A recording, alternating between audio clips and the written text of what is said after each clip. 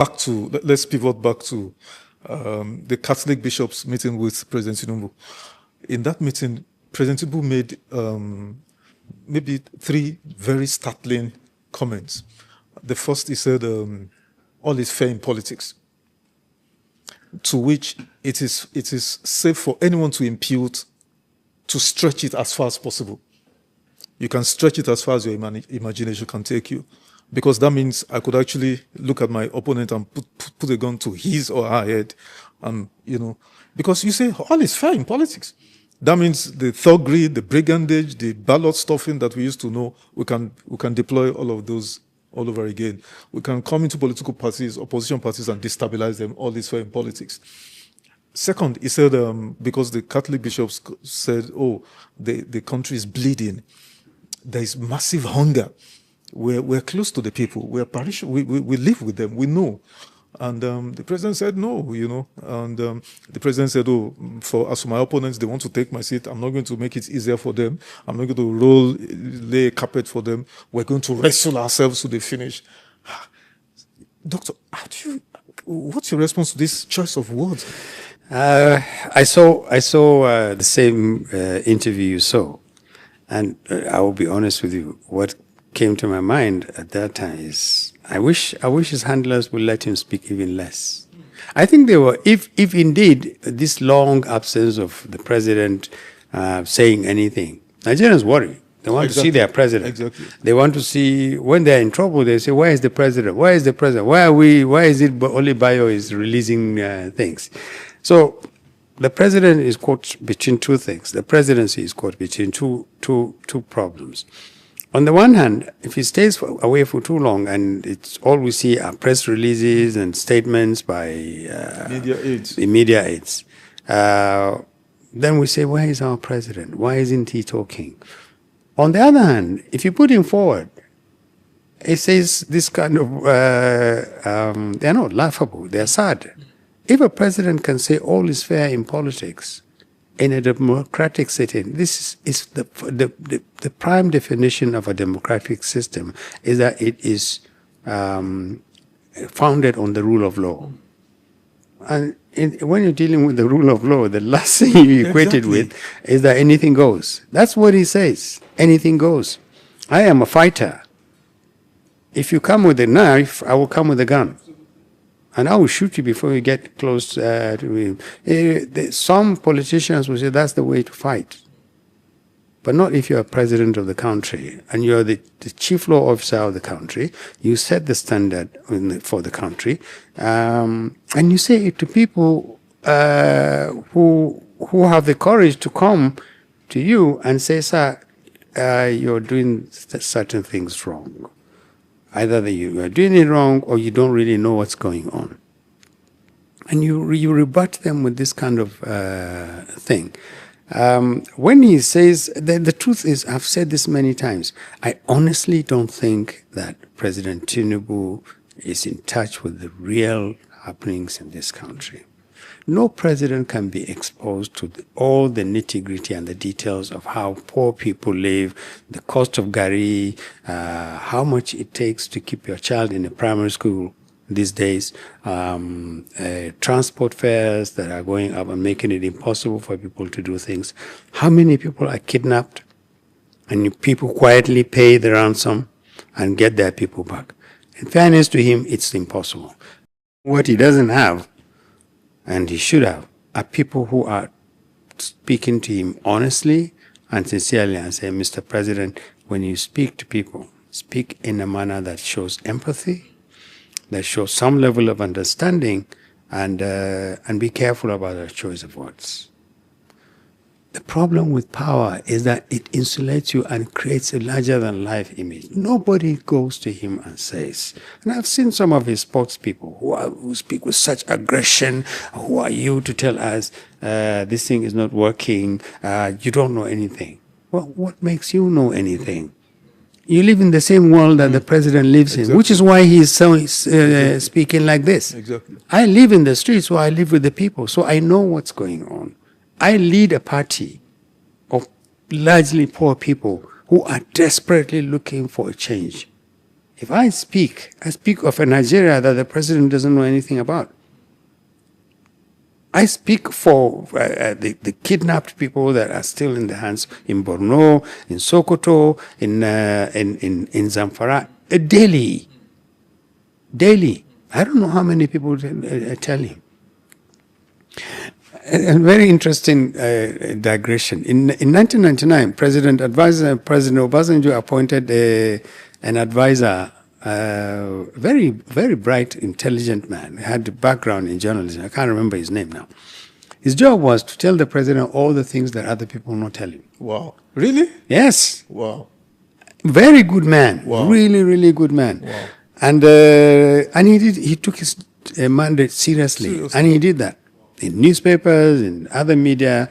And every day he would give the president a report. Mr. President, this thing happened yesterday. Ordinarily, he would not hear of it.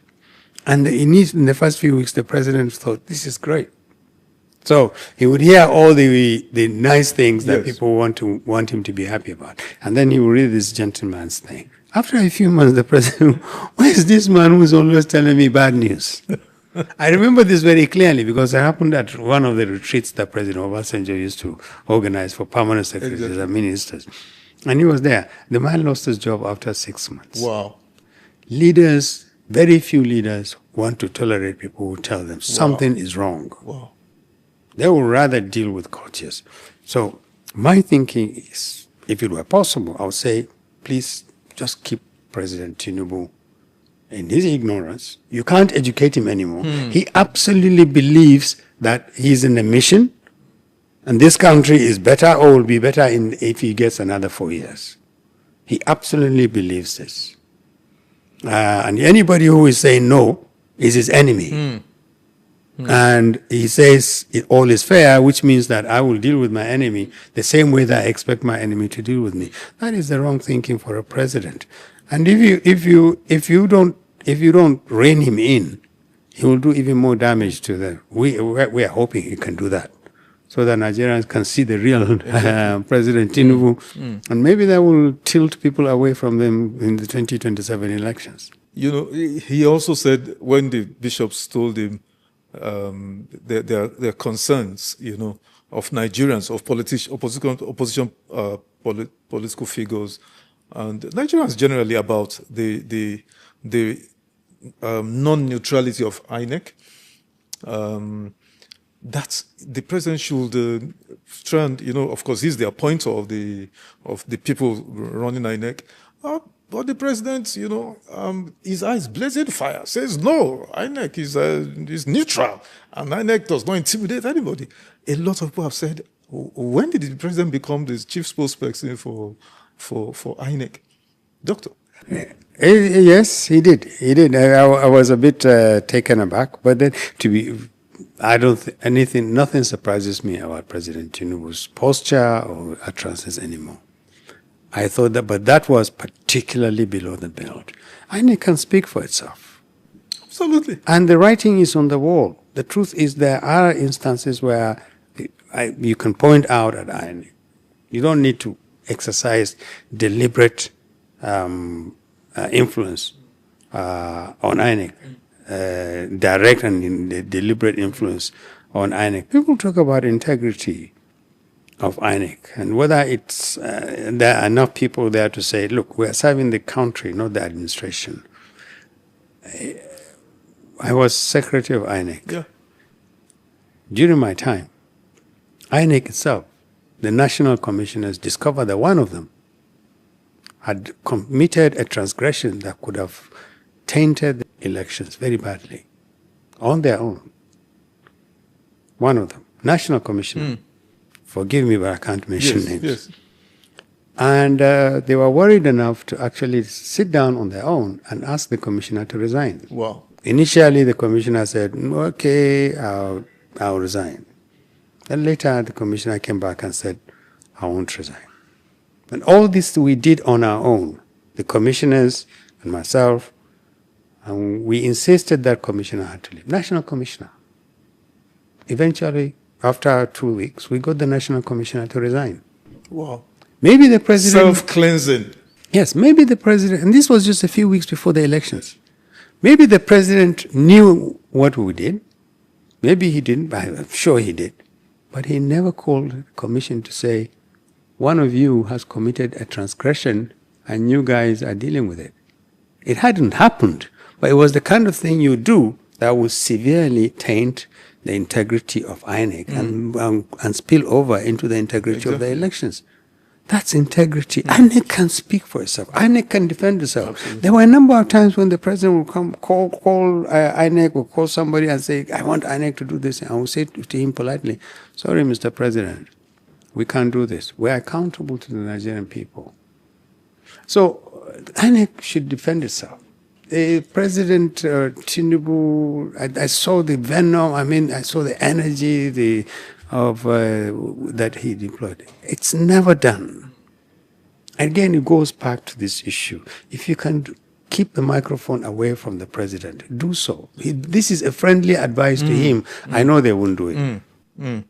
Okay, last question on this bit with the Catholic bishops. The president's aides, particularly Daniel Buala and a certain Tope Ajayi, they've come out because Cardinal Onayekon came after that meeting, granted an interview, and pretty much regurgitated all what we've said here as his own perception or takeaways from the meeting. And this media aides of the president went, viciously attacking this man, saying, he breached presidential confidentiality. You've served as in the presidency side. Is there anything called presidential confidentiality? Even going far to say Cardinal should apologize to the president. But the one that takes the cake for me was when Daniel Buala said, Cardinal Onayekon is not speaking for the entirety of Nigerian Christians. He's only speaking for only the Catholics. Yeah. You would have thought that the spokespersons of the president, what needed to have happened after the visit and the report of the visit, yes. You would have thought somebody somewhere, if the villa was organized, I worked in the villa before, if the villa was organized, somebody somewhere would call all the spokespersons and say... So Doc, the villa is not organized now? No, it's not. Oh, wow. I think substantially these people all act on their own. Oh, wow. Because, look, somebody, chief of staff, for instance, would call all the special advisors and say, gentlemen, for the next few weeks, we should show humility, we should show respect, we should accept, we should play down this. Don't take this fight to another level. Wow. We would lose. These are cardinals. These are bishops, for goodness sake. So, Doc, when this kind of meetings happen... Oh, yeah. Wow. Absolutely. Strategy sessions like this? Oh, absolutely. Wow. They used to happen. Wow. And people would sit down and they would listen. Wow. Now you have 4 or 5 people, each of whom goes out with guns blazing. And each one picks where he do. And you lose the battle. You lose the battle. Somebody somewhere would have said, oh, this is damage control. This is time for damage control. Either the president himself or chief of staff or sometimes chief of staff, secretary to government, a few advisors, minister of communication and information. They will get along and say, this meeting, we need to handle it better. They didn't. Wow. And this is why you see all these things. This hostile fighting back. You would lose this battle. First, because the bishops actually, Nigerians know what the bishops told the president is the actual truth. Nigerians also know the president's reaction and rebuttal just showed that he had lost touch with the reality of the country. Other issues that were raised by the bishops and the president repudiated everything. Just simply says we are being led by a leader who is not in touch with reality. All these things are there, but I think that maybe perhaps the phantom agency is taken away, Bajamiala's, but there are different focuses of power immediately around the president, and I think coordination is missing, and it's vital. But somebody needs to take charge. The vice president could have helped, stepped in, but the vice president is a spectator, has been a spectator virtually in the entire period of the president. So yeah, it makes you wonder, why the president brought him back and says, and if I was advising the VP, I would say, am I coming back as a vice president to spend another 4 years sitting on my hands, or am I coming back to work? Exactly. Because there are choices he has.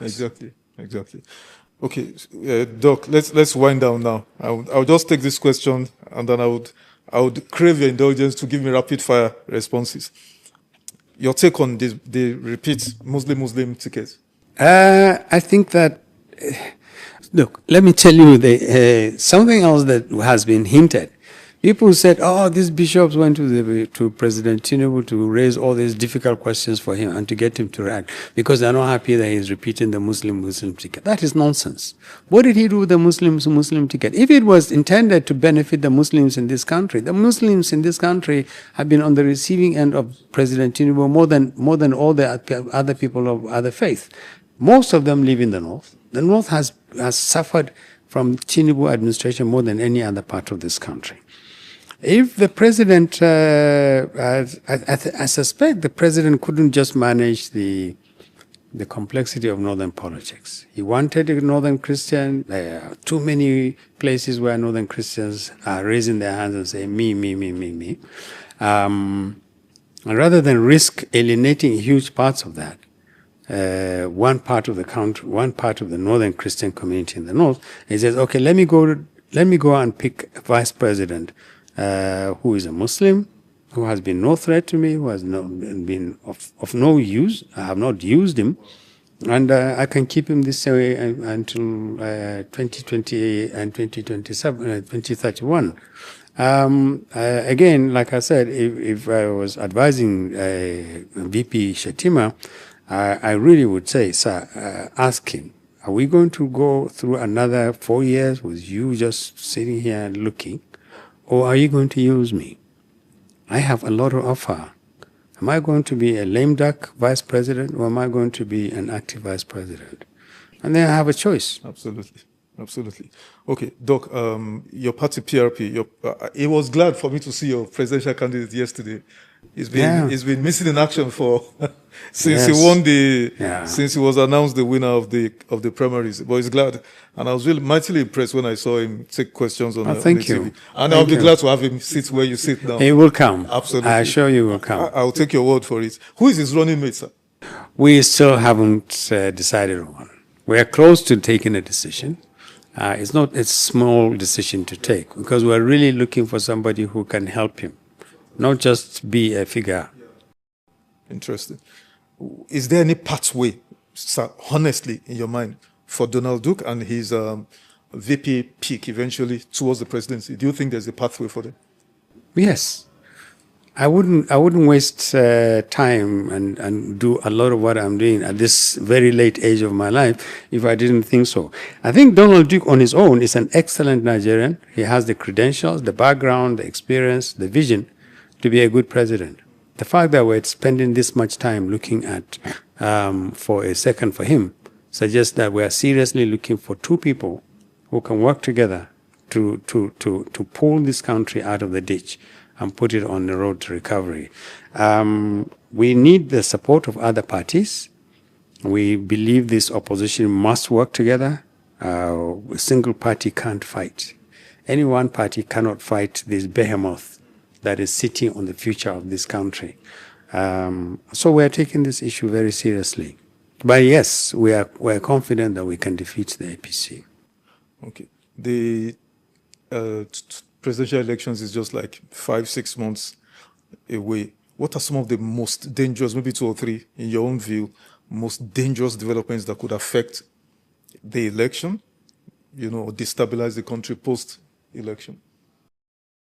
One is the rising tide of perception that this administration is bent on coming back, whether it has a free or fair election or not. The concerns about pre-election violence, election violence, post-election violence is real. And it is very important for government to understand that this is not just us raising unfounded claims. It is true. There is a lot of anger at the way government has treated the basic principles of governance. address the needs of the people. And this seeming comfort that they will come back anyway. People think there must be, what are they counting on? Are they counting on rigging the election, or are they doing, is there a miracle they will pull out with 5 months to the election? So that's one. We have to worry on the nexus between the nature of the election, whether it is free or fair or rigged or interfered with the reaction of the people. That is a threat. The second one, as I said, as I mentioned, our experience with the judiciary is the posture of the judiciary. There are huge number of cases before the courts. The big parties are all before the courts in one way or the other. And the way the judiciary decides who runs and who doesn't run is also central. They could pick, ADC has about 2 or 3 factions. PDP has 2 or 3 factions. NDC itself has issues. A lot of the parties have issues. The manner the judiciary takes a decision can severely cripple some parties and reinforce the ruling party. That's another red flag, and it must be watched out. The third one is the degree to which this administration pushes the rules away and deals with electoral rules and just simply brings out billions and billions and trillions to buy off without any modesty or respect for sensitivity to people. People might collect money and still go out and burn down the country. Again, so there needs to be some respect for the sensitivities of people. You can't suffer for 4 years and then people come around and buy off an election and expect that there will be no consequences. So these, for me, these are the 3 key threats. Interesting. Finally, Doc, a group, G100 group, are talking about, they've gone back to the Ibadan summit, as it were, that there is a need for all opposition candidates to coalesce and back one of them, for there to be any serious threat to removing President Tinubu electorally, democratically, next year, January. And I heard your candidate speak towards this. That, I mean, he was actually championing it. He was speaking, and I was really impressed. Are you, as a party chairman, are you on board with this, and are you supporting this? Yes, I'm meeting them in the next 2 hours. Oh, wow. We support this. We started something on the basis of a party. These are just a group of, but they are well-meaning, and we support them. And we believe that some collaboration and some active participation, unification of our vision and energy is vital. Defeating APC is not going to be a walk in the park. We know this. We don't have trillions of naira. Some candidates, some parties believe it's a walk in the park, that in fact by 2 o'clock or 12 noon, there are parties and there are parties. Oh, okay. The government has its own parties, not just APC. So it has its own people. Oh, wow. But there are those who are serious about defeating APC and its other parties and giving this country a new lease of life. And those are the people we're talking about. We will collaborate. We will find ways around which this idea of one candidate we are lining up behind is only one of the many, many options that we have. What is important is to recognize the fact that alone it will be almost impossible to defeat the APC. Together, it's almost certain we can defeat the APC. And that's the point. And PRP supports this idea. We will work with other parties, and we will devise a way in which we can reinforce each other and reduce the damage that this governing party, is doing on other parties.